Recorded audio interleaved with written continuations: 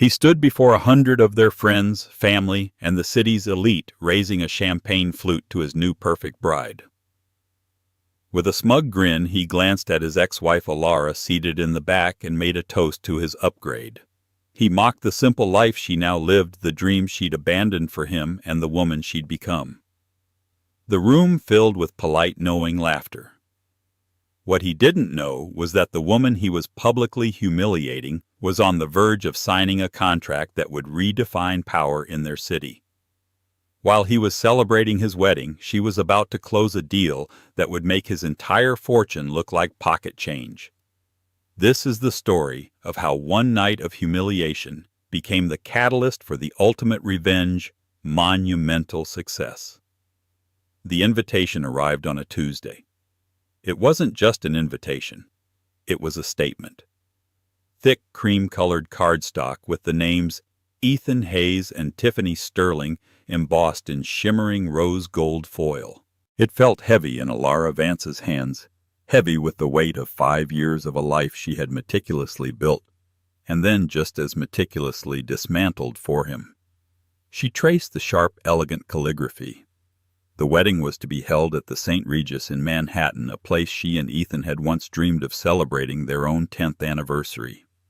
Now he was celebrating his new beginning there with a woman whose father, Marcus Sterling, owned half of the tech real estate in the tri-state area. Elara and Ethan's story had started like a Silicon Valley fairy tale. They met at Stanford.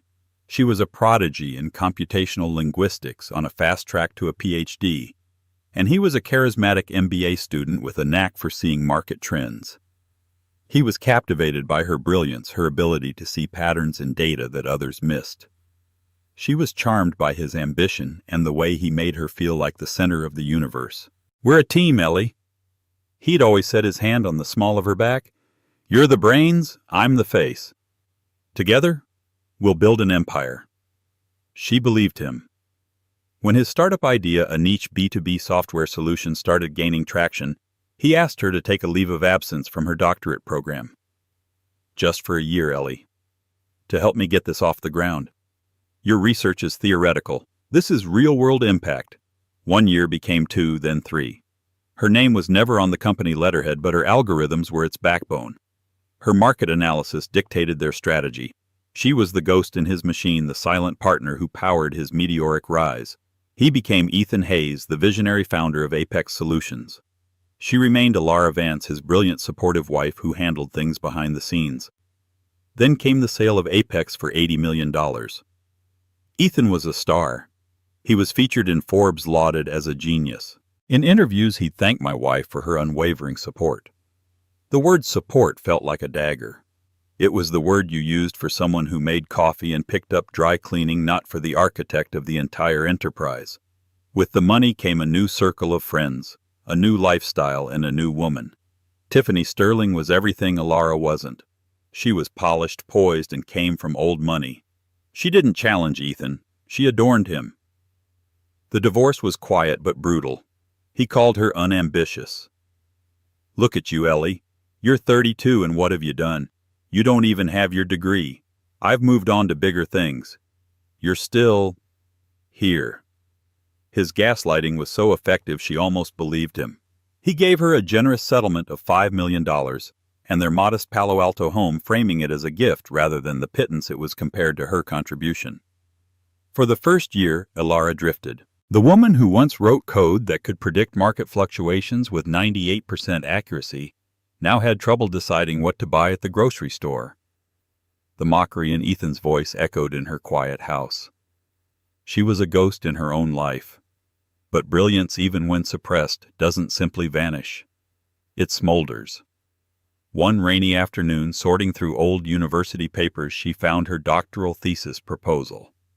It was an idea she'd had years ago, a concept so far ahead of its time that her own professors had called it theoretically fascinating but practically impossible. It was a dynamic, self-learning logistics network, an AI that could not only manage a supply chain, but predict and neutralize disruptions before they even happened. She called it Project Chimera. For the next 2 years, that project became her entire world. She sold the Palo Alto house, moved into a small nondescript apartment in San Jose, and poured almost every cent of her settlement into building a prototype. She hired 2 of the brightest young coders she could find working out of a rented office space above a laundromat. They knew her only as Ms. Vance, a quiet, intensely focused woman who seemed to subsist on black coffee and sheer force of will. Chimera was no longer impossible. With the advancements in machine learning and quantum computing, it was revolutionary. It had the potential to upend global shipping, manufacturing, and retail trillions of dollars of industry.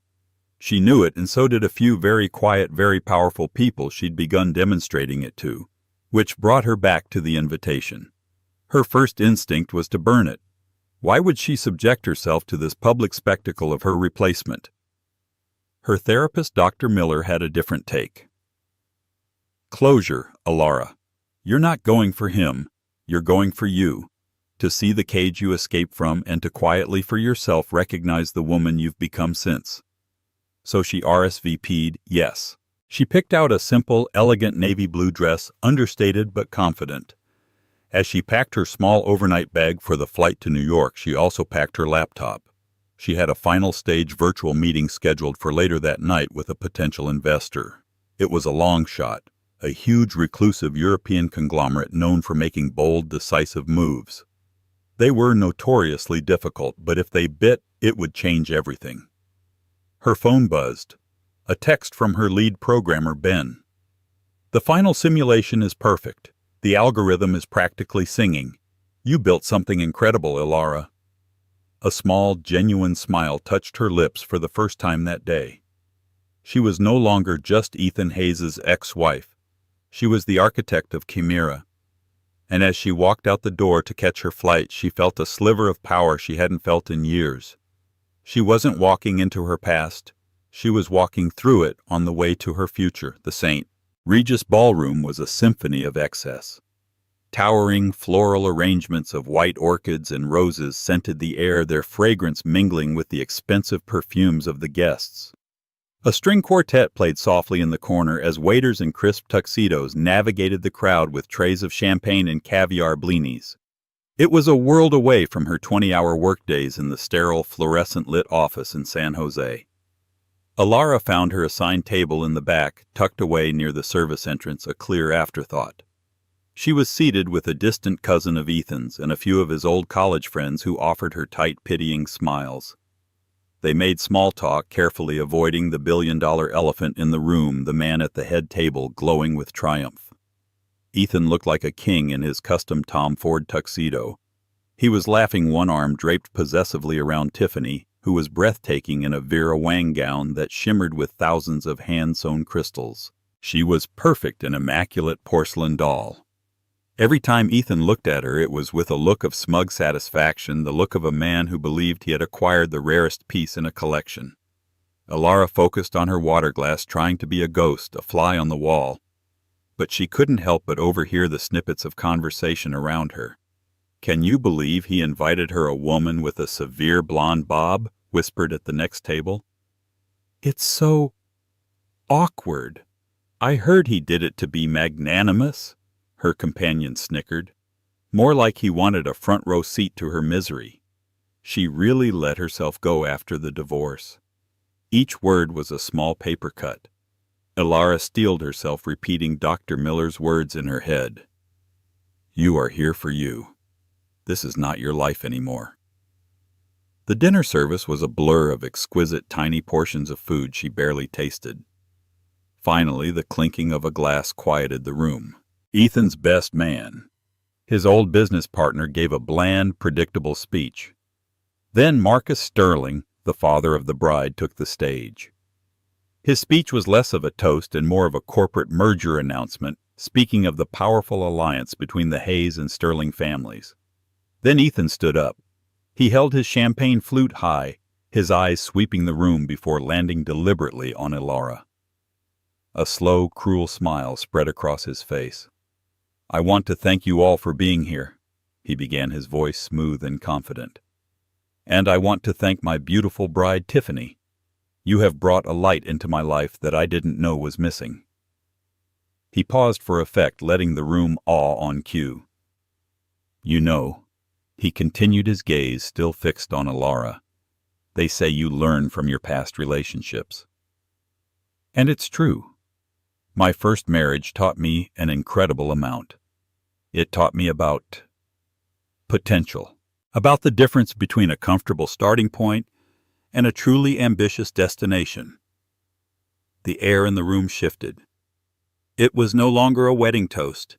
It was a public execution. Elara felt hundreds of pairs of eyes turned towards her. Her heart hammered against her ribs, but her expression remained a mask of calm neutrality.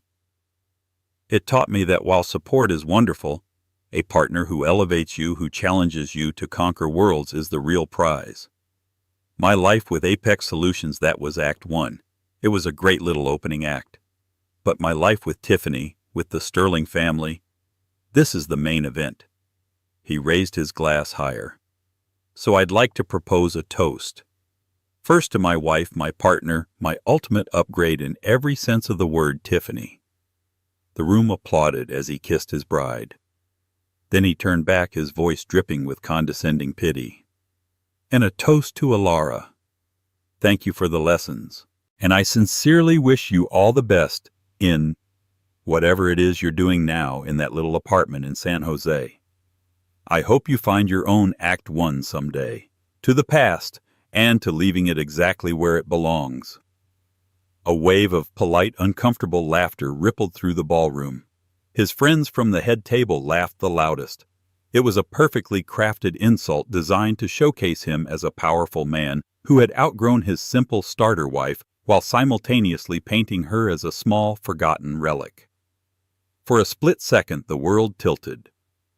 Elara felt the sting of 1,000 betrayals the late nights she'd worked on his code.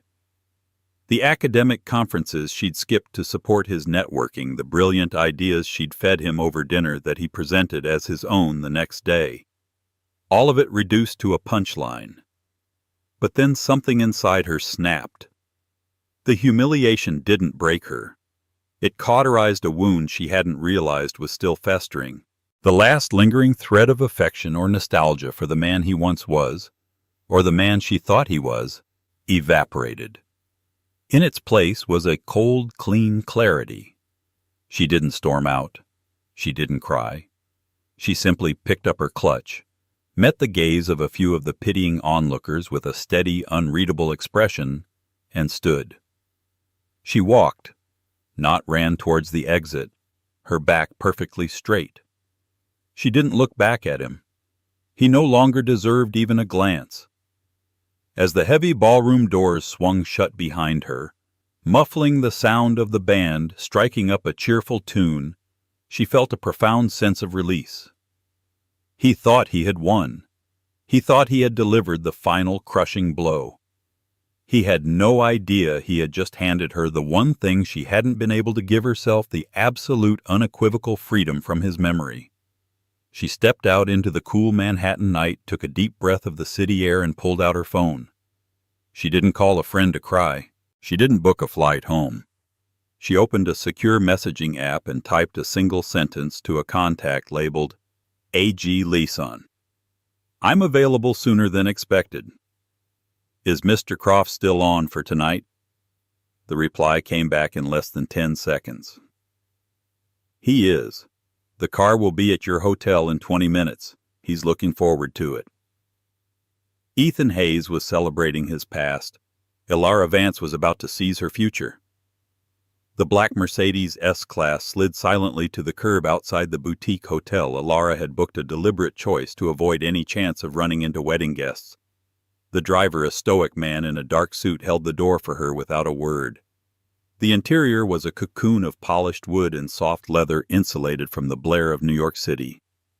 As the car pulled away, Elara leaned her head back against the seat, the echoes of the ballroom fading. The pitying stares, the cruel laughter, Ethan's smug face. It all felt like a scene from someone else's life. Her focus was crystalline. All the nervous energy, the hurt, the anger, it had been transmuted into pure cold adrenaline. She opened her laptop. The sleek device, her portal to Chimera, glowed in the dim light of the cabin. She ran through the presentation one last time, not out of anxiety, but out of habit. A pilot running a pre-flight check. The data was flawless. The simulations were perfect. The technology was undeniable. The only variable was the human element. The car journeyed deep into the heart of the financial district, stopping before a skyscraper that seemed to pierce the low-hanging clouds. There was no grand corporate logo on the building, only a discreet brushed steel plaque that read, Aethelred Global. Aethelred was a legend, a ghost in the corporate world. It was a sprawling, privately held conglomerate with holdings in everything from deep-sea mining to satellite technology. They were known for two things: their uncanny ability to predict the next seismic shift in technology and their utterly reclusive CEO, Julian Croft. Croft was an enigma. He never gave interviews, was rarely photographed, and ran his multi-billion-dollar empire with the precision of a chess grandmaster. He was known to invest in people as much as ideas, and his vetting process was notoriously intense. To even get a meeting was a victory. To get one in person at 10 p.m. on a Saturday night was unheard of. Elara was met in the silent marble lobby by a woman with a severe haircut and an impeccably tailored suit.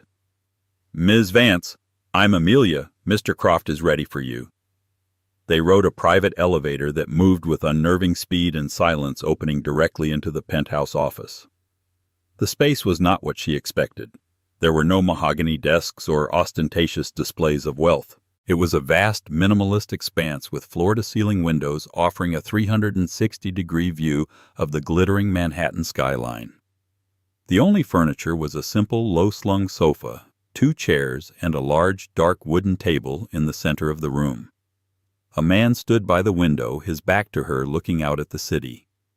He was tall and lean, dressed in a simple dark sweater and trousers. When he turned, she was struck by his eyes. They were a pale, piercing blue, and they seemed to see everything. This was Julian Croft. "Ms. Vance," he said, his voice a quiet baritone with a faint British accent. "Thank you for coming on such short notice." "Thank you for the opportunity, Mr. Croft," Elara replied, her voice steady. He gestured to the table.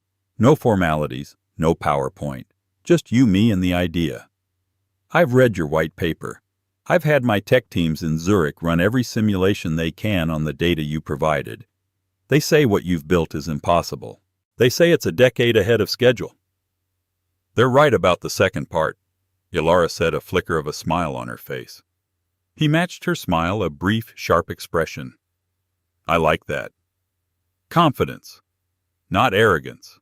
There's a difference. My team tells me the code is elegant, self-correcting in a way they've never seen.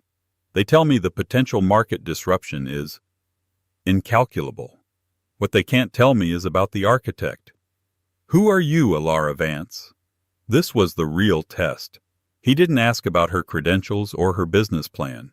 He asked who she was.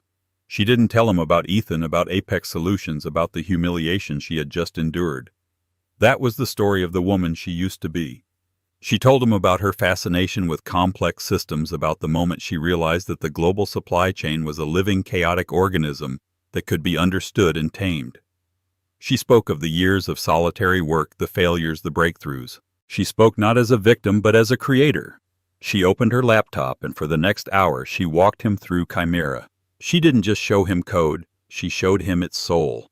She ran a simulation based on a real-world event, the 2021 Suez Canal obstruction.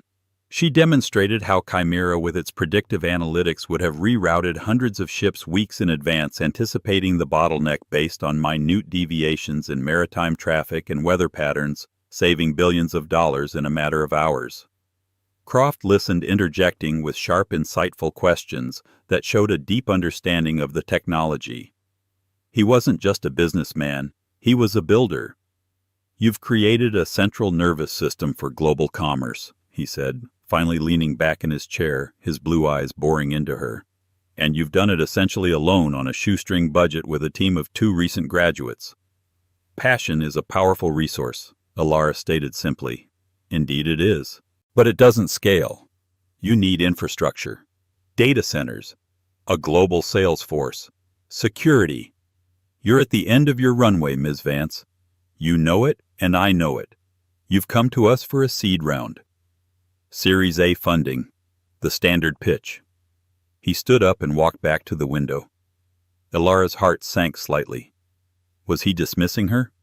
Aethelred Global doesn't do standard, he said, turning back to face her. The lights of the city framed him like a halo. We don't plant acorns and wait for them to grow. We buy forests. He paused, letting the statement hang in the air. We're not interested in a Series A investment, Ms. Vance. We are prepared tonight to make a formal offer to acquire Vance Innovations and the Chimera project in its entirety. Elara's breath caught in her throat. This was not what she had expected. An acquisition was the endgame, something she'd dreamed of years down the line. My team has prepared the paperwork, Croft continued as if discussing the weather. The offer is for a full cash and equity buyout. We will provide all the resources, all the infrastructure you need. You will be named CEO of the new Aethelred Logistics division with full autonomy to develop Chimera to its ultimate potential. We build the playground. You provide the magic. He slid a sleek, dark tablet across the table. On the screen, a single document was displayed. Elara's eyes scanned the text, her mind racing to process the legal jargon. Then she saw the number at the bottom of the page. She had to read it twice to make sure she wasn't hallucinating. It wasn't a venture capital investment of 10 or 20 million. It wasn't even the $100 million valuation she had secretly hoped for in her wildest dreams. The offer was for $1.2 billion. $1, $200, $1,000. She stared at the number, and in her mind's eye she saw Ethan's face contorted in that smug, mocking grin as he toasted her little life. She thought of the $5 million generous settlement. She thought of the years she had spent making him successful only to be discarded. A single silent tear escaped and traced a path down her cheek. It wasn't a tear of sadness or of anger. It was a tear of overwhelming, earth-shattering vindication. Julian Croft watched her, his expression unreadable. Is there a problem? Ms. Vance Elara looked up from the tablet, her eyes clear and shining with a newfound fire. She wiped the tear away with the back of her hand. No, Mr. Croft, she said, her voice completely even. There is no problem at all. She picked up the stylus. With a steady hand she placed her digital signature on the line. The ink flowed, a simple scrawl of a name that was now worth over $1 billion. As the signature was accepted with a quiet chime, she felt the last chains of her old life fall away. She wasn't just free. She was powerful. And the world was about to find out. Elara left the Aethelred building just before 1 a.m. The city was quieter now, the air holding the specific stillness of the early morning hours. She didn't take the waiting car back to her hotel. She chose to walk. The crisp night air felt good on her face, a stark contrast to the stuffy opulence of the wedding and the sterile, high-stakes atmosphere of Croft's office. Each step on the pavement felt different. The city lights seemed brighter, the buildings taller. She was seeing the world through new eyes, the eyes of a woman who had just had her entire reality fundamentally rewritten. A billionaire. The title felt alien, absurd. She wasn't Elara Vance, the scorned ex-wife. She wasn't Elara Vance, the struggling startup founder. She was Elara Vance, the new CEO of Aethelred Logistics. She stopped at a 24-hour diner, the kind with cracked vinyl booths and the smell of old coffee. She ordered a black coffee and a slice of apple pie. As she sat there anonymous among the city's night owls, a slow, genuine smile spread across her face. It was the first truly happy, unburdened smile she'd had in years. The deal wasn't just about the money, it was the validation. Julian Croft hadn't seen Ethan Hayes' discarded wife. He had seen a brilliant architect of technology and handed her the keys to an empire. Meanwhile, 30 blocks north, the wedding reception for Ethan and Tiffany Hayes was winding down. The last of the guests were departing, leaving behind a trail of wilting flowers and empty champagne glasses. Ethan was on top of the world. He had his trophy wife, the blessing of her powerful father, and he had delivered a public coup de grace to the ghost of his past. He felt invincible. He and Tiffany retired to the presidential suite, a sprawling space overlooking Central Park. As Tiffany went to slip into something more comfortable, Ethan, still buzzing from the champagne and his own ego, checked his phone. He scrolled through the fawning text messages from his friends. "Man, that toast was brutal. Legendary. You really put her in her place. Classy. Welcome to the big leagues, my friend." He grinned, pouring himself a final glass of whiskey. Everything was perfect. He was falling into a deep, satisfied sleep when the first tremors of the earthquake that would shatter his world began.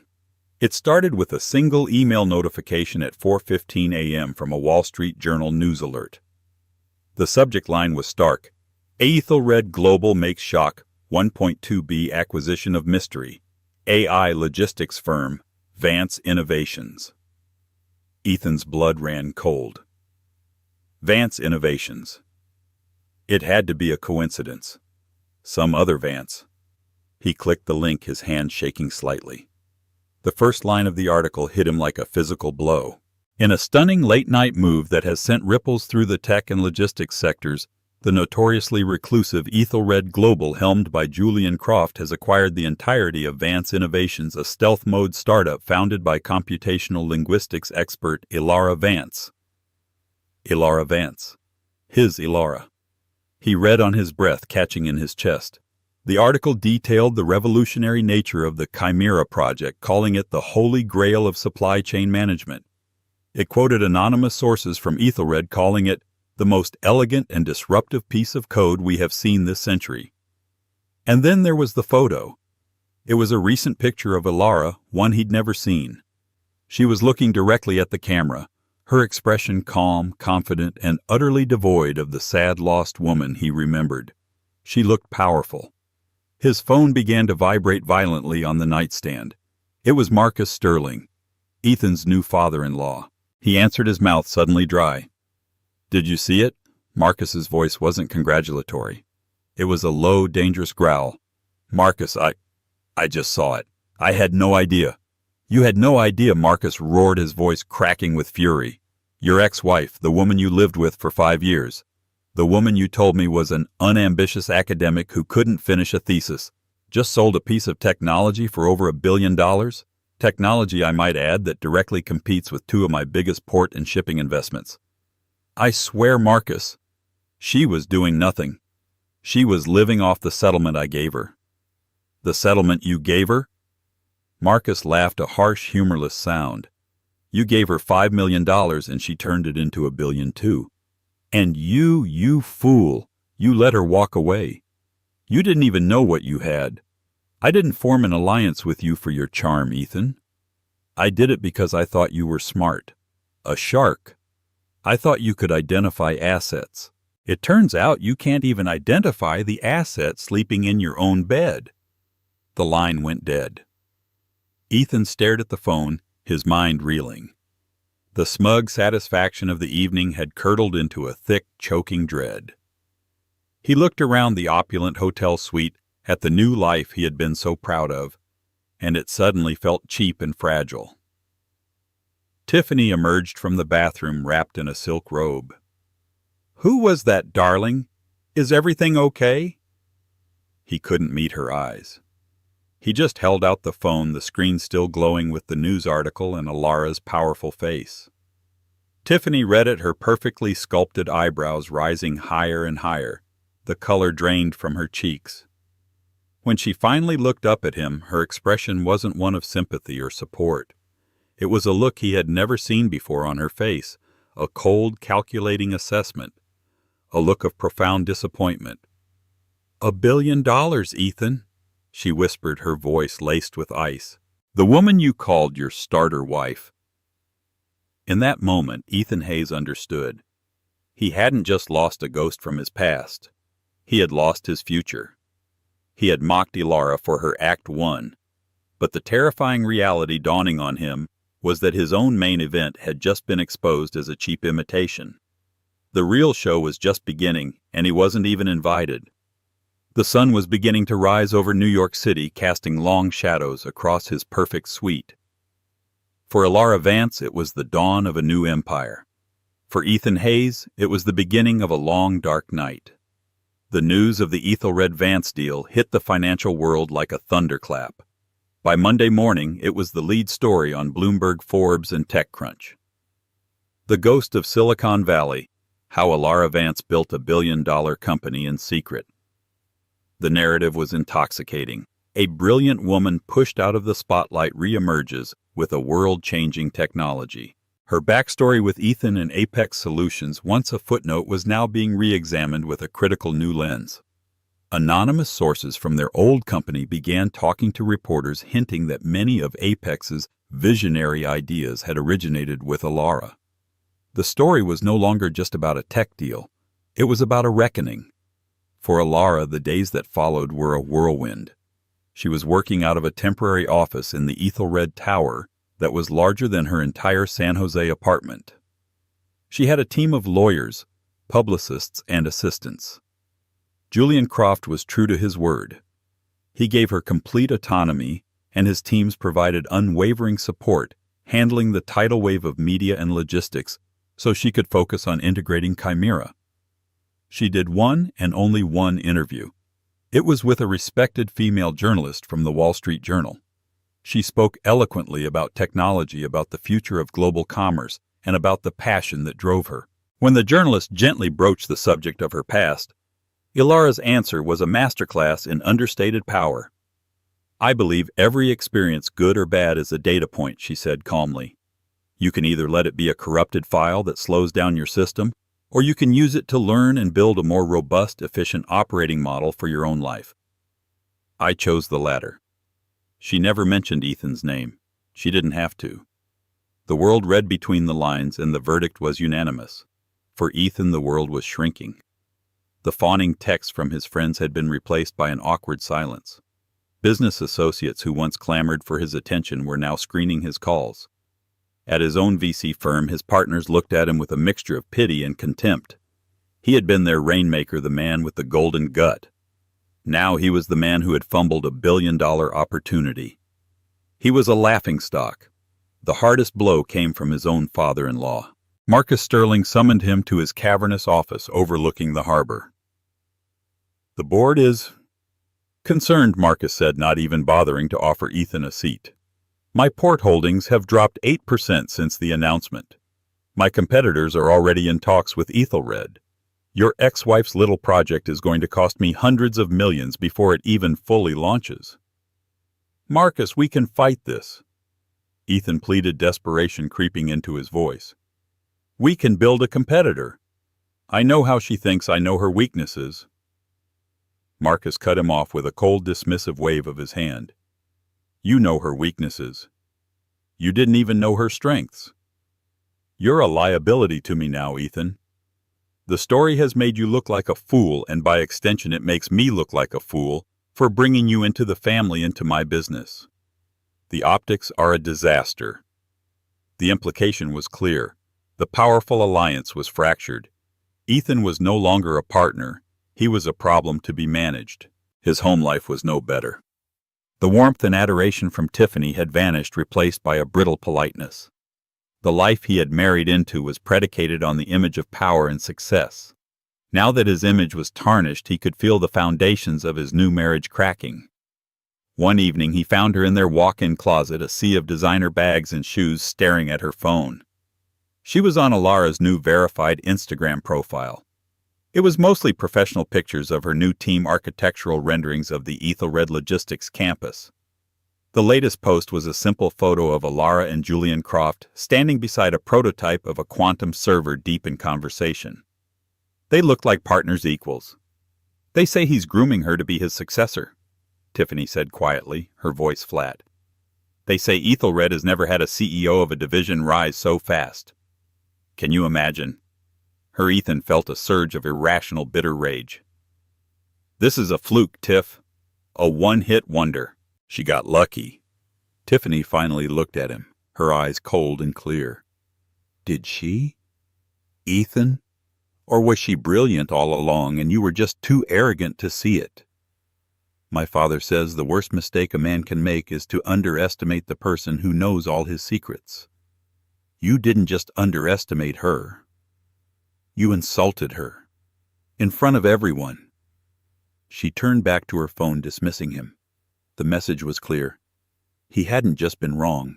He had been a fool, and his foolishness had cost them.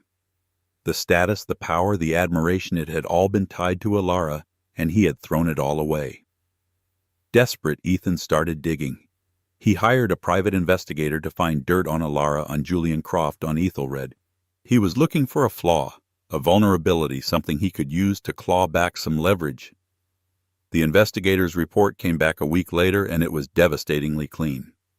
Elara's life for the past 2 years had been nothing but work. Aethelred Global was a financial fortress utterly impenetrable. The report did contain one interesting tidbit, however. It was the address of her new residence, not a permanent home, but a corporate penthouse suite Aethelred had secured for her at the Mandarin Oriental.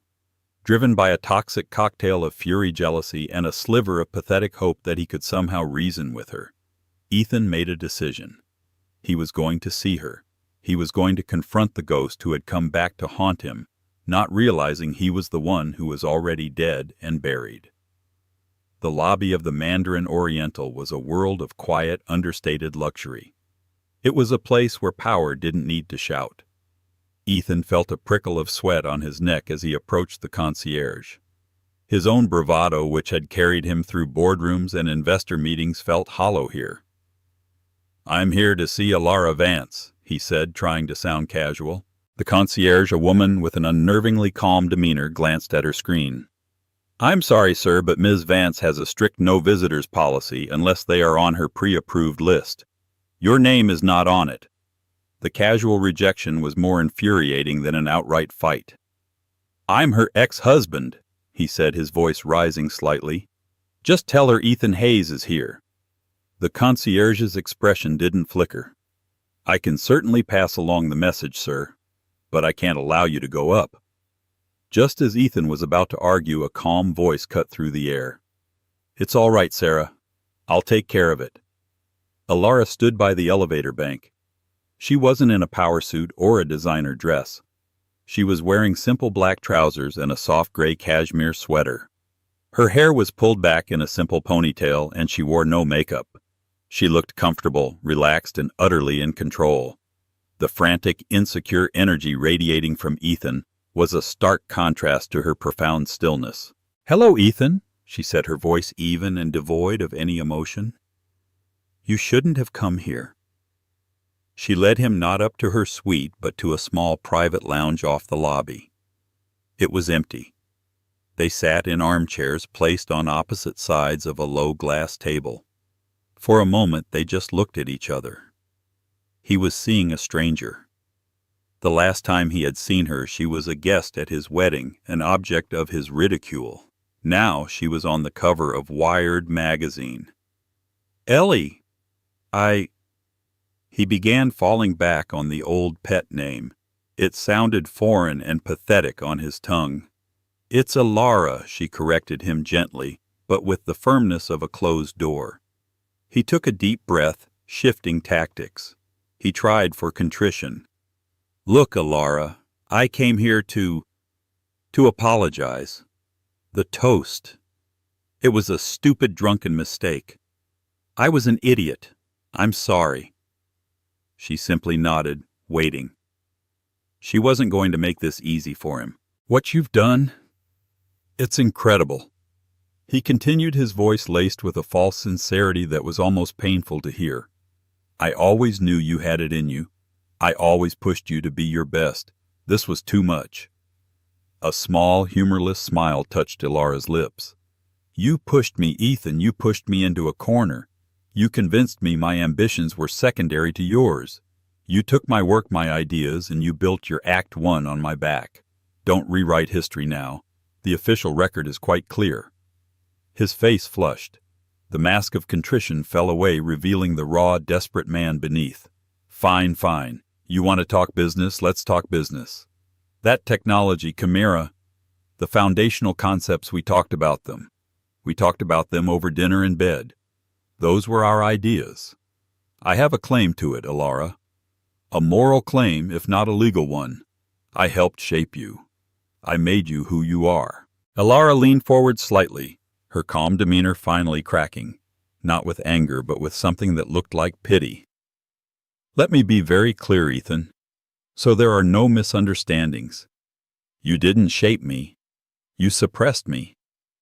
The best parts of me, the most brilliant parts, are the ones that survived in spite of you, not because of you. Chimera wasn't born from our dinner conversations. It was born in the silence of the house after you left. It was built with the money you thought was a payoff to make me disappear.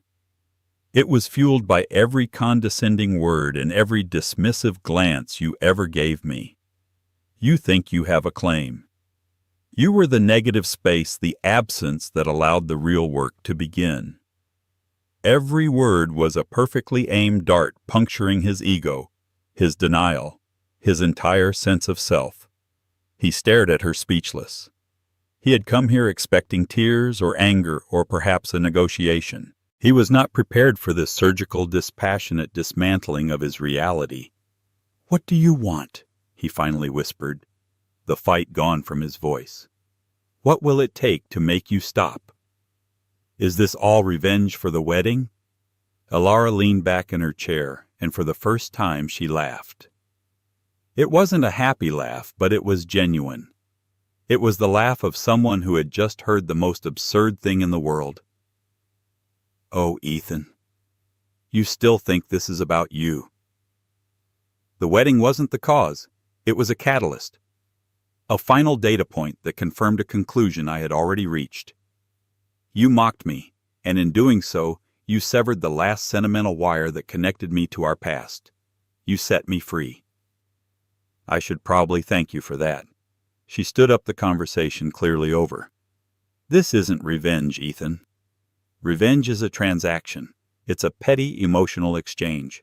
This, she said, gesturing vaguely to the opulent hotel to the city outside, to her new life. This is a cosmic correction. The universe balancing the books. You don't factor into the equation at all anymore. She looked at him one last time, at the man who had once been her entire world. He looked small, defeated, a relic of a life she no longer lived. "The best thing you ever did for me was leave," she said softly. "The second best thing you did was show me in front of 100 people exactly who you are. Now I know. And now so does everyone else. Goodbye, Ethan." She turned and walked away, her footsteps silent on the thick carpet. She didn't look back. Ethan Hayes sat alone in the quiet lounge for a long time, the weight of her words crushing him.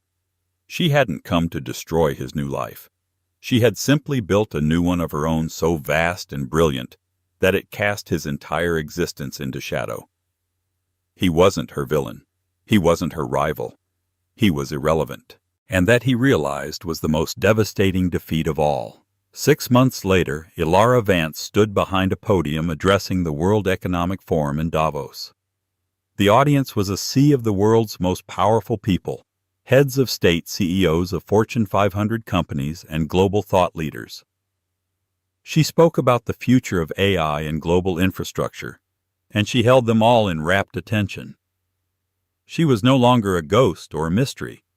She was a titan. Aethelred Logistics, under her leadership, had already revolutionized shipping for a dozen major corporations. Chimera was everything she had promised, and more. She was respected, admired, and in complete command of her destiny.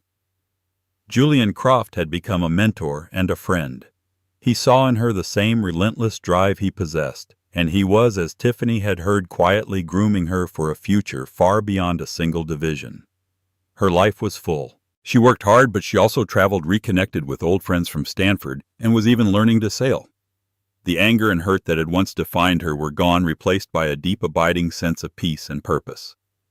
She rarely, if ever, thought of Ethan. The empire Ethan had married into, meanwhile, was in decline. Marcus Sterling's shipping businesses, unable to compete with the efficiency of Chimera, were forced into a series of painful mergers. His reputation as an untouchable titan took a severe hit. His powerful alliance with Ethan was formally dissolved when Tiffany Hayes quietly filed for divorce, citing irreconcilable differences. The marriage had lasted less than a year. Ethan Hayes was a pariah. His venture capital firm bought out his partnership at a fraction of its former value, eager to remove the stain of his public humiliation. He was a cautionary tale told in hushed tones at Silicon Valley bars, the man who had gold in his hands and threw it in the trash. He lost the wife, the father-in-law, the career, and the reputation. He was left with nothing but his money, which suddenly felt like a very small consolation. The last time anyone saw him, he was at a mid-tier tech conference in Austin, trying to pitch a new idea to a group of young investors who barely paid him any mind. He looked tired and haunted, a man forever living in the shadow of the empire he had let slip through his fingers. One clear, cold evening, Elara was in her office, her real office now a stunning corner space on the 80th floor of the Aethelred Tower. She was looking out the vast window at the endless tapestry of city lights below. It was a view that signified power, success, and ambition. Her phone buzzed. It was a message from Ben, her first programmer, the kid who had worked with her above the laundromat. He had sent her a link to a society blog. The headline read, "Where Are They Now? The Wreckage of the Hayes-Sterling Wedding." It had a photo of Ethan from the wedding grinning smugly next to a recent haggard-looking paparazzi shot. Elara looked at the photos for a moment. She felt no anger, no triumph, not even a flicker of satisfaction. She felt nothing at all. He was just a data point from a previous version of her operating system long since patched and updated. She deleted the message without a second thought and turned back to the window. She wasn't looking down at the past. She was looking out towards the horizon, towards the infinite shimmering possibilities of the future she was building. Her future. And it was brilliant. Elara Vance's story is a powerful reminder that your value is never ever defined by someone else's opinion. It's a testament to the fact that the ultimate revenge isn't loud or angry. It's the quiet, undeniable hum of your own success. She turned humiliation into motivation and heartbreak into a billion-dollar enterprise, not to prove her ex-husband wrong, but to prove herself right. Her journey shows us that sometimes the worst betrayals can become our greatest liberations, clearing the path for us to build the life we were always meant to live. It reminds us that your past does not have to be your prison. If you were inspired by Elara's incredible journey from the shadows to the boardroom, make sure to hit that like button. Share this video with someone who needs to hear that their potential is limitless, and subscribe to our channel. We have so many more incredible stories like this to share with you. Click that notification bell so you never miss a single one. Thanks for listening.